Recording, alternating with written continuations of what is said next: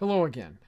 I'm Joe Ellison, and I'm back to read the 11th and final excerpt from the first of my Snarkey and Putt's Paranormal Attorneys at Law stories, The Case of the Undead Arbitrator. We find ourselves back in the audiovisual conference room with Snarkey and Putz as they attempt to hold their Seance arbitration session. Let's begin. Putz could hardly see Snarkey. The street lamps below and stars above shed more light in the room than the dimmed ceiling lamps. Putz put a hand in front of his face and mouthed aside to Snarkey. "What do I do?" Snarkey stretched and kicked him under the table. From either side of the room, two narrow spotlight beams speared across the table. The smoke of the burning incense thickened in their light. "Did I do that?" June asked. She clicked the remote's buttons several more times. "Did she?" Putz whispered to Snarkey. "You've done nothing," April cackled. "It's him!" Over the table, from tabletop to ceiling, curling wisps of incense twisted into a long shape. "Father?" May reached out to it.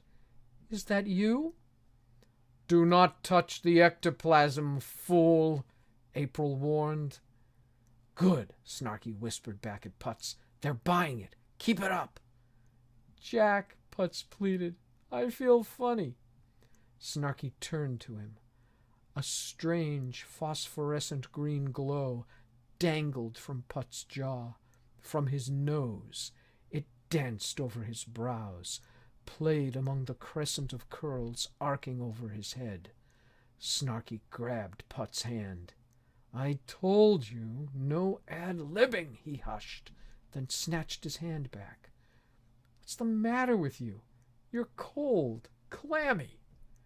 Putz's voice drifted in from far off. "I don't feel so hot."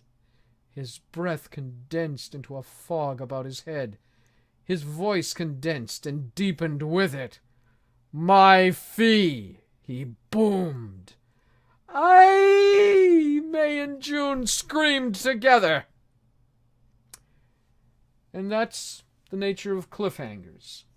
That's where we stop.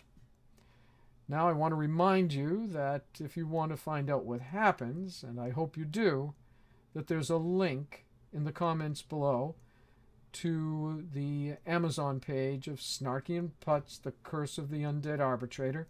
I hope you'll go there. I hope you'll buy the book. I hope you'll read it. And I certainly hope you'll enjoy it. Thanks for watching, and I hope to see you again.